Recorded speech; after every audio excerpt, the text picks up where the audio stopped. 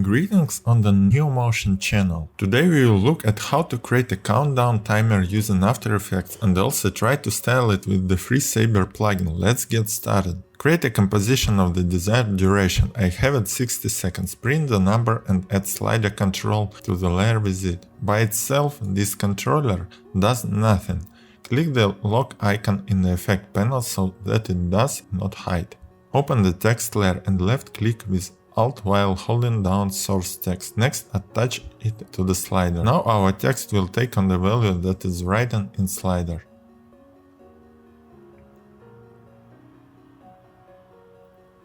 Add the first slider animation key at the start and on the last frame put the second key with the value 0. Now we have a countdown timer.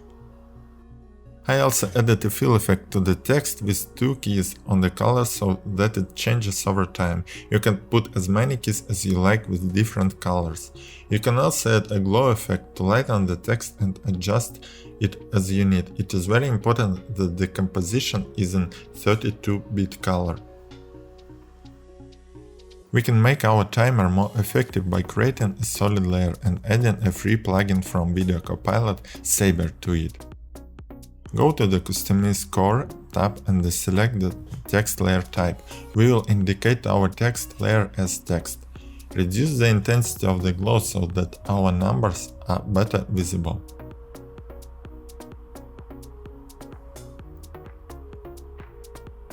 You can use the Saber layer both separately and as a substrate for the glow of the main layer. You can also add distortion to our Saber layer. As with the fill effect, we can set animation keys to change the color of our numbers over time.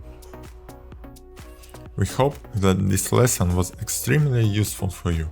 Do not forget to subscribe to our channel. You can also visit our NeoMotion website where various projects and whole sets of them are waiting for you. See you!